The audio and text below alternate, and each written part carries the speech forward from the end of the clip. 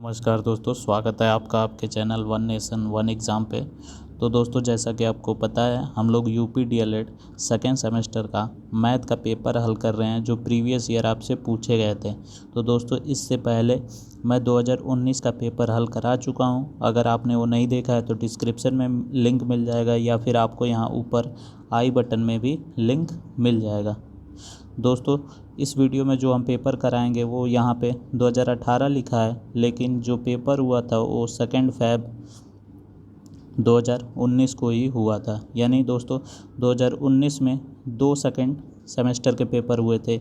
एक जो 17 बैच के प्रशिक्षु थे उनका पेपर हुआ था 2 फ़रवरी को, और जो 2018 बैच के प्रशिक्षु हैं उनका भी हुआ था पेपर 16 अगस्त 2019 को। तो दोस्तों, मैं जो पेपर 16 अगस्त 2019 को हुआ था वो करा चुका हूँ। अगर आपने नहीं देखा है तो अवश्य देखिएगा। ठीक है दोस्तों, तो इस वीडियो को अब हम पहले ऑब्जेक्टिव प्रश्न से शुरू करते हैं। तो दोस्तों, जो आपसे पहला ऑब्जेक्टिव प्रश्न पूछा गया था वह पूछा गया था परिमेय संख्या -24/45 के समतुल्य संख्या है।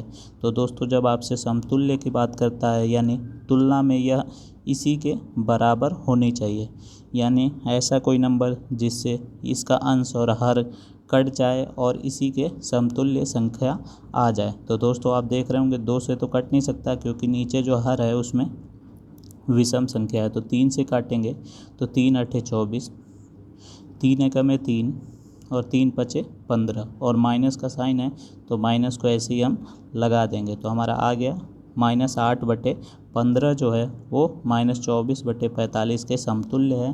तो ऑप्शन बी सही हो जाएगा। अब हम देखते हैं ऑब्जेक्टिव क्वेश्चन नंबर 2। दोस्तों, इसमें साधारण से आपको हल करना है और x का मान ज्ञात करना है। तो दोस्तों, जो हमें ज्ञात है उसको हम दाईं तरफ लिख लेते हैं। तो x/4 बराबर -4 और प्लस का 10 है, दूसरी तरफ जाएगा तो माइनस का 10 हो जाएगा। अब हमारा हल करने पे आ गया x/4 बराबर -14। दोनों माइनस में है तो दोनों जुड़ जाएंगे, परंतु साइन जो है वो माइनस का ही रहेगा। अब जो 4 है वो इधर डिवाइड हो रहा है बाईं तरफ, तो दूसरी तरफ जाके मल्टीप्लाई हो जाएगा। तो दोस्तों, हमारी जो x की वैल्यू आ गई वो आ गई -56।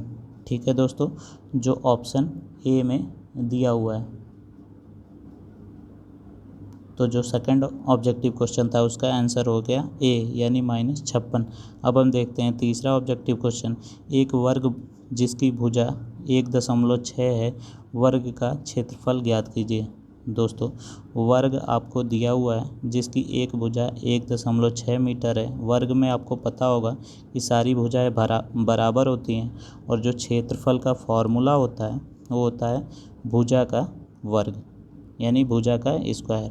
तो भुजा क्या दिया हुआ है दोस्तों 1.6, तो इसका वर्ग कर देंगे तो 16 का वर्ग क्या आता है दोस्तों 256, और एक संख्या के बाद दशमलव लगाए और हमने 2 बार गुणा किया, यानी 2 संख्या के बाद दशमलव लग जाएगा। तो यही हमारा उत्तर हो जाएगा। और यूनिट की बात करते हैं तो यह मीटर है, और हमने मीटर को 2 बार गुणा किया तो मीटर स्क्वायर हो जाएगा।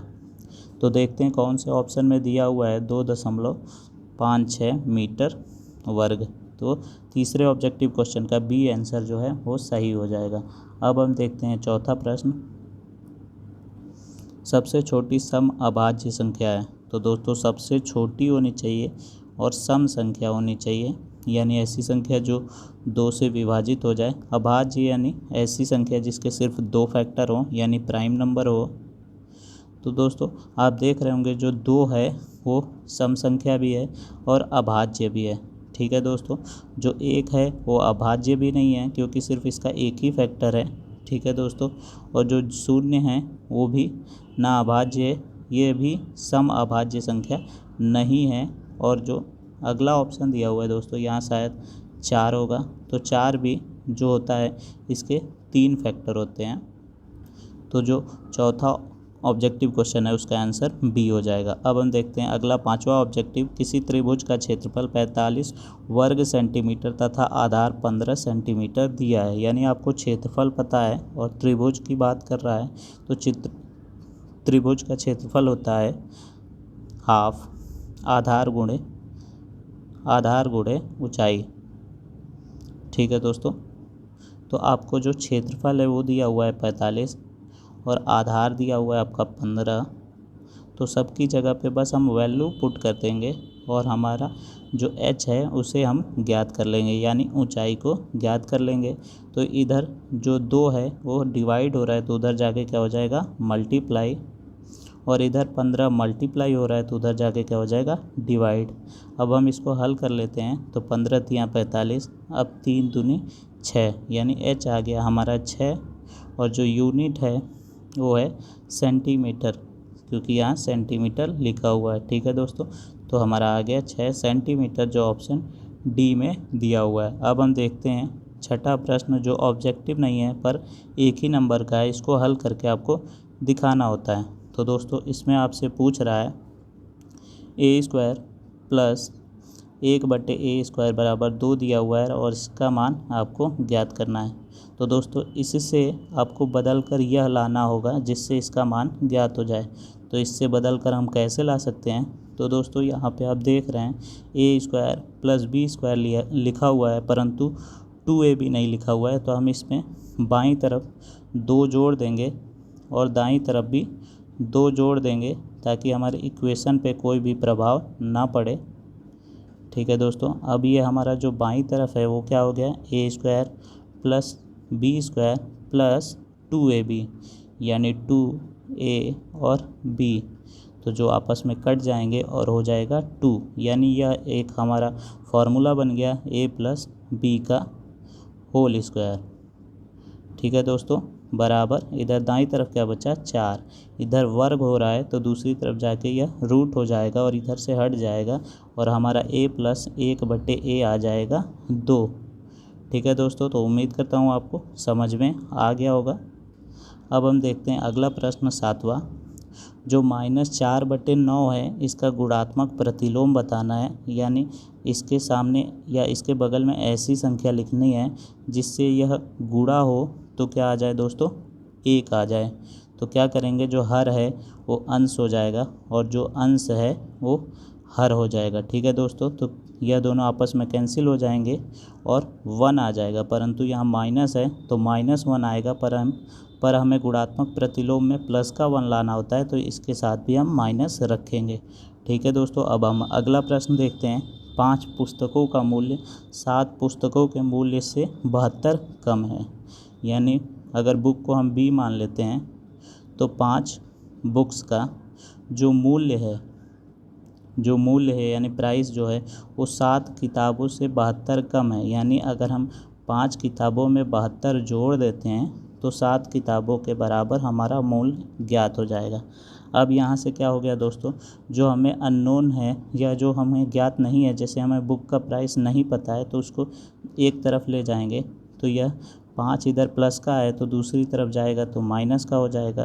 तो 7 बुक में से जब 5 बुक की जो वैल्यू है या प्राइस है उसको घटाएंगे तो हमारा 2 किताबों का मूल्य आ जाएगा 72।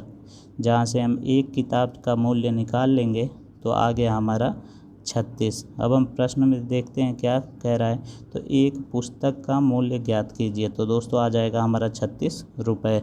अब हम देखते हैं 9वां प्रश्न। 3 क्रमागत संख्याओं का योग 87 दिया हुआ है। दोस्तों क्रमागत संख्याएँ क्या होती हैं, जैसे 2, 3, 4, यानी हमें नहीं पता है कौन सी संख्याएँ हैं तो हम मानते हैं x, तो दूसरी क्या हो जाएगी x प्लस 1, फिर तीसरी क्या हो जाएगी दोस्तों, इसी में एक और अगला नंबर यानी x अगर हमारा 2 था तो क्या हो गया 2 जुड़ गया ना, तो x प्लस 2 बराबर क्या दिया हुआ है 87। तो अब हम इसको हल कर लेते हैं। तो 3 बार x है तो हमारा 3x हो जाएगा और यहाँ 2 + 1 3 हो जाएगा। तो इधर 3 है तो हम दूसरी तरफ भेजेंगे तो उधर घटाव में हो जाएगा 3। अब हमारा 3x बराबर आ गया 84। अब हमारा x की जो वैल्यू ज्ञात हो जाएगी वो आ जाएगी 3 दूनी 6, 3 अठे 24, तो x हम आ गया हमारा 28।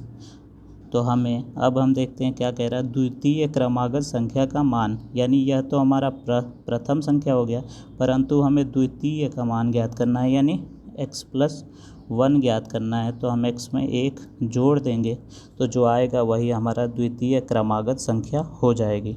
अब हम देखते हैं अगला प्रश्न जो 10वां है। एक आयत की लंबाई दी हुई है दोस्तों 10 सेंटीमीटर, चौड़ाई दी हुई है 6 सेंटीमीटर। आयत का आपसे परिमाप पूछ रहा है। तो दोस्तों परिमाप का आपको सूत्र पता होगा, या आयत हो गया तो परिमाप का सूत्र होता है दोस्तों 2l+b। यह होता है हमारा परिमाप के आयत का सूत्र, यानी परिमाप का मतलब बस इन सबको जोड़ना होता है। तो जो भी दिया हुआ है उसे हम जोड़ लेंगे। तो l क्या दिया हुआ है दोस्तों 10 दिया हुआ है, और b क्या दिया हुआ है 6 दिया हुआ है। तो इन दोनों को पहले ब्रैकेट को हल करेंगे तो 10 + 6 क्या हो गया 16 हो गया, और बाहर क्या लिखा हुआ है 2 लिखा हुआ है, तो 16 दूनी 32, यानी जो हमारा आंसर आ गया वो 32 आ गया। यह हमारा परिमाप हो गया, यानी इन सब का जोड़ करने पे 32 आएगा। आप इसे बिना फॉर्मूले के भी कर सकते हैं। जो ये लंबाई है वो 6 है, और आयत में अपोजिट साइड्स बराबर होती हैं, तो ये भी 10 हो जाएगा, यह भी 10 हो जाएगा, और ये 6 ये 6। आप इसको जोड़ लें 10 10 20 और 6 6 12, यानी 20 + 12 यानी 32। ठीक है दोस्तों। अब हम देखते हैं अगला प्रश्न जो है 11वां। एक बर्तन में 7800 सेंटीमीटर क्यूब पानी है। ठीक है दोस्तों, बर्तन में कितने लीटर पानी है?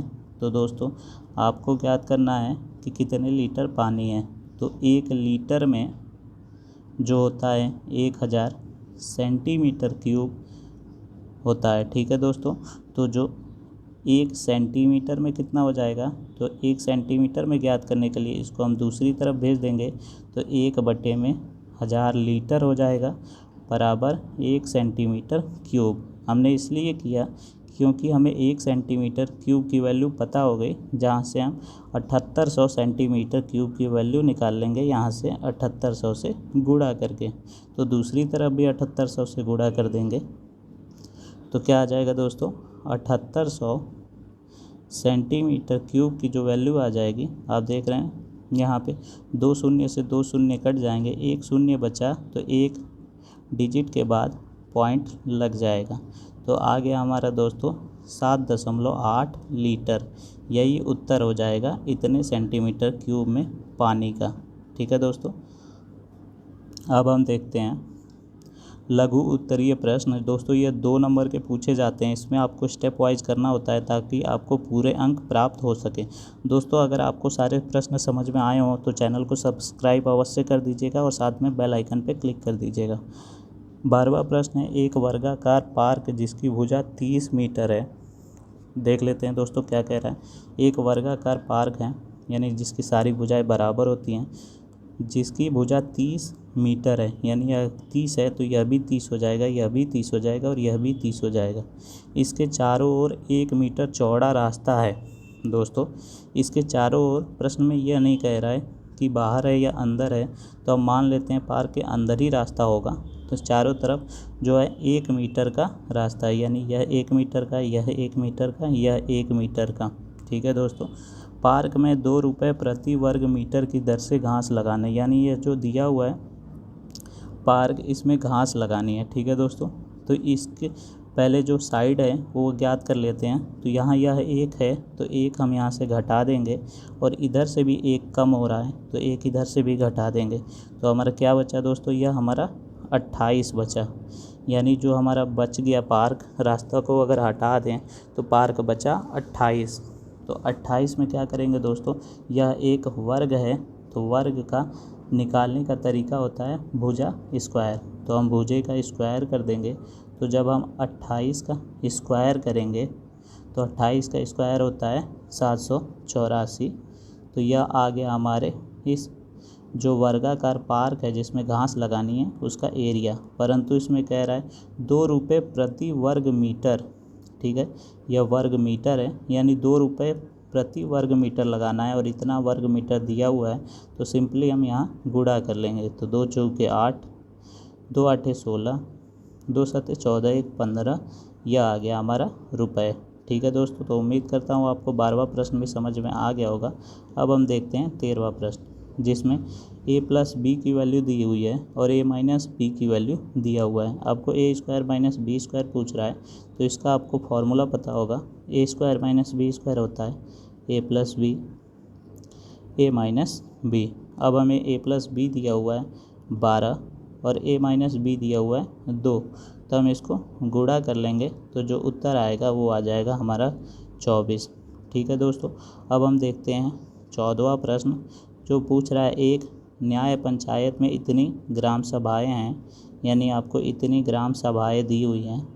यदि प्रत्येक ग्राम सभा में इतनी मतदाता हैं, यानी कह रहा है दोस्तों अगर 3 ग्राम सभाएँ हैं तो सब में 2-2 हैं, तो क्या करेंगे गुणा करेंगे, तभी तो 6 आ जाएगा। तो इसी प्रकार हम इन दोनों को भी गुणा कर लेंगे, या तो आप गुणा कर लें फिर 2 की x की वैल्यू रख दें, या पहले x की वैल्यू रख दें फिर गुणा कर लें, जैसी आपकी इच्छा या जैसा आपको सरल लगे।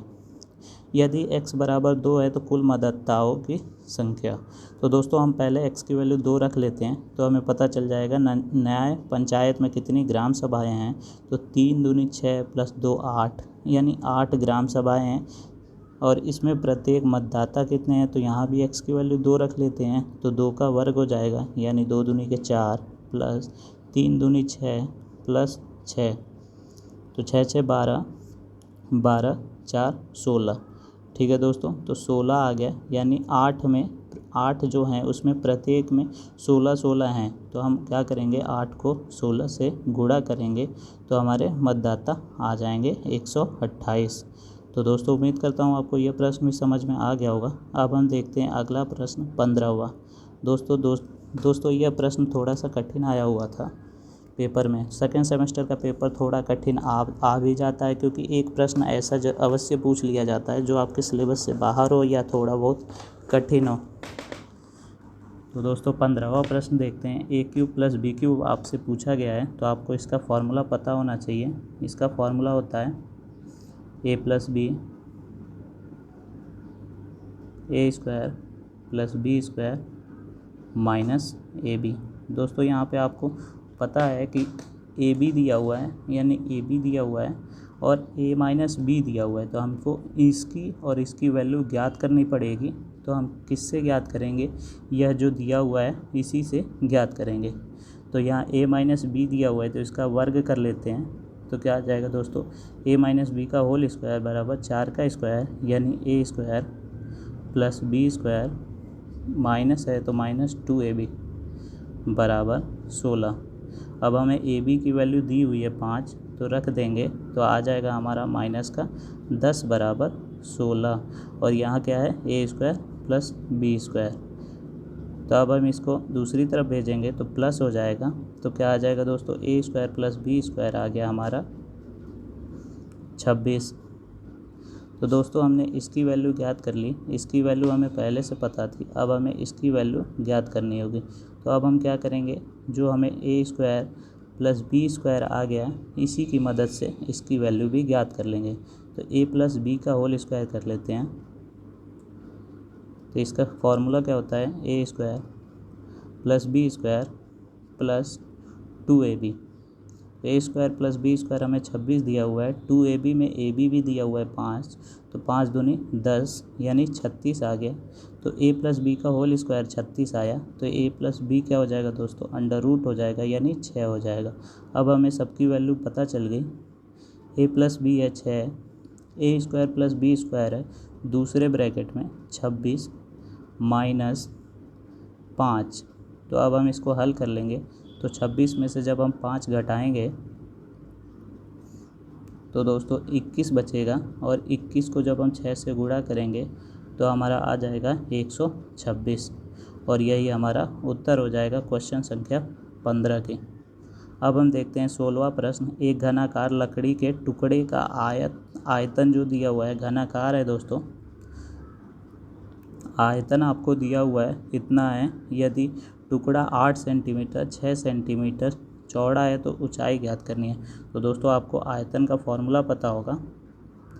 आयतन का जो फॉर्मूला होता है वो होता है लंबाई गुणे चौड़ाई गुणे ऊंचाई, और आपको इसमें से दो चीज़ें दी हुई हैं, लंबाई 8 और चौड़ाई 6 दिया हुआ है, और हाइट ज्ञात करनी है, साथ में आयतन दिया हुआ है। तो आयतन की भी वैल्यू रख देंगे। अब हम इसको हल कर लेंगे। ठीक है दोस्तों, तो यह जब 48, ये 8 छके 48 इधर जब गुणा हो रहा है तो इधर जाके भाग हो जाएगा, तो हमें h की वैल्यू आ जाएगी। इसको सॉल्व करने पे क्या आ जाएगी, 5.5 सेंटीमीटर। ठीक है दोस्तों, अब हम देखते हैं अगला प्रश्न जो है 17वां। एक रेलगाड़ी 120 मीटर लंबे प्लेटफॉर्म को 12 सेकंड में पार करती है। ठीक है दोस्तों, तो अगर हम रेलगाड़ी की जो रेलगाड़ी की लंबाई है उसको अगर x मान लेते हैं तो स्पीड क्या हो जाएगी दोस्तों, स्पीड क्या हो जाएगी इसको लेकर, यानी प्लेटफॉर्म को लेकर, तो स्पीड होता है डिस्टेंस अपॉन टाइम। तो speed equal to distance upon time. तो डिस्टेंस क्या दिया हुआ है दोस्तों, डिस्टेंस जो है वो जब प्लेटफॉर्म की पार करनी होती है तो रेल खुद की अपनी जो लंबाई है उसको पार करती है, साथ ही में उस प्लेटफॉर्म की लंबाई को भी पार करती है। तो डिस्टेंस हो जाएगी हमारी x + 120, और टाइम क्या दिया हुआ है दोस्तों, 12 सेकेंड। फिर पुनः दिया हुआ है तथा एक खंभे को इतने समय में सेकंड में पार करती है। तो इसका भी स्पीड लिख लेते हैं। तो इसका स्पीड जब खंभे की स्पीड की बात करता है तो वहाँ पे हम खंभे की लेंथ को काउंट नहीं करते हैं, क्योंकि वो नेगलेक्ट हो जाता है, क्योंकि एक छोटा सा खंभा होता है। तो वहाँ हम सिर्फ जो रेलगाड़ी है उसकी डिस्टेंस को काउंट करते हैं। तो वो हो जाएगा दोस्तों, हमारी रेलगाड़ी की जो डिस्टेंस है वो x माना तो x, और बटे में जो टाइम दिया हुआ है 2/5। इसको हम क्या लिख सकते हैं, 2×5 = 10 + 2 12/5। ठीक है, तो यहाँ 12/5 हो जाएगा। ठीक है, तो हम इसको ऐसे गुणा कर लेंगे तो आ जाएगा हमारा 5x/12। ठीक है दोस्तों, अब यह भी एक ट्रेन की स्पीड है, उसी ट्रेन की, यह भी उसी ट्रेन की स्पीड है। तो यह दोनों आपस में बराबर हो जाएंगे। तो x + 120/12 बराबर 5x/12। दोनों के हर में 12 है तो कट जाएगा, और बाकी जो अंश बच गया उसको हम हल कर लेंगे। तो इधर x है, दूसरी तरफ जाके घट जाएगा, तो आ जाएगा हमारा 4x बराबर 120। तो यहाँ से हम x की वैल्यू ज्ञात कर लेंगे 30, यानी x जो हमारी ट्रेन की लेंथ है वो 30 आ गई। तो प्रश्न क्या कह रहा है दोस्तों, रेलगाड़ी की लंबाई। तो रेलगाड़ी की लंबाई तो हमने 30 ज्ञात कर ली है। फिर कह रहा है रेलगाड़ी की चाल। तो दोस्तों हम किसी में भी पुट कर लें, यह भी रेलगाड़ी की चाल है, यह भी रेलगाड़ी की चाल है। तो यहाँ पे हम रख देते हैं x की वैल्यू 30 और 120/12। जब हम इसको हल करेंगे तो 150/12 बराबर जो आएगा वो आएगा 12.5 मीटर पर सेकंड। ठीक है दोस्तों, परंतु प्रश्न में क्या कह रहा है, हमें मीटर पर सेकंड नहीं चाहिए, हमें किलोमीटर पर आवर चाहिए। तो जब मीटर पर सेकंड को हम किलोमीटर पर आवर में बदलना होता है तो 18/5 से गुणा कर देते हैं। तो जब हम इसको गुणा करेंगे तो 45 किलोमीटर पर आवर आ जाएगा, और यही हमारा उत्तर हो गया। ठीक है दोस्तों, अब हम देखते हैं आज का आखिरी प्रश्न जो है 18वां। नीचे दिए गए बारंबारता बंटन के आयतों को चित्रों द्वारा प्रदर्शित करना है। दोस्तों अगर आपको वीडियो समझ में आ रही हो तो लाइक करिएगा और सब्सक्राइब करते हैं, और अपने दोस्तों के साथ अवश्य शेयर कीजिएगा। दोस्तों इसमें बारंबारता बंटन को आयत चित्रों द्वारा प्रदर्शित करना है, यानी जो आपको माप दिया हुआ है इसको हम बना लेंगे। ठीक है, जो माप दिया हुआ है आपका 0 से दिया है तो 0 शुरू करेंगे, फिर 10 तक गया है तो 10, फिर 10 से पुनः 20 तक गया है 20, फिर इसी प्रकार 30, 40, 50, और कहाँ तक गया है दोस्तों 60 तक गया है तो 60। और बारंबारता यानी फ्रीक्वेंसी क्या दी हुई है 2, 8, 15, यानी जो है यह सम संख्याएं दी हैं। तो हम इधर सम संख्याएं ले लेते हैं 2, 4, 6, 8, 10, 12, 14, 16, 18, 20। 20 तक आपको यहाँ पे दिया हुआ है तो 20 तक ले लेते हैं, नहीं तो आप एक बढ़ाकर 22 तक भी ले लें। एक 15 है जो विषम है, तो हम 15 को क्या करेंगे यहाँ मिड में ले लेंगे, तो यहाँ हो जाएगा 2 4 6 8 10 12 14, तो यहीं हम मिड में 15 ले लेंगे। जो आपको दिखाना नहीं होगा, इसके बीच में ही आपको यह चित्र बना देना होगा। 16 18 20। अब क्या करना है दोस्तों, 0 से 10 में क्या है 2 तक गया है तो 2 तक ले जाना है, ठीक।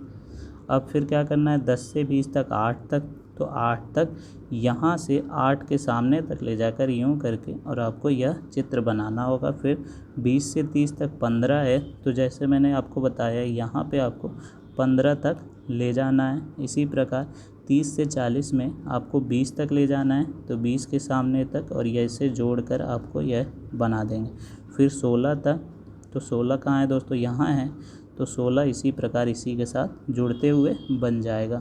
फिर 50 से 60 कहाँ है, 6 तक है, तो 6 यहाँ से ऐसे बन जाएगा, ठीक है दोस्तों। तो यह प्रश्न भी यही आपका उत्तर हो गया और उम्मीद करता हूँ आपको समझ में भी आ गया होगा।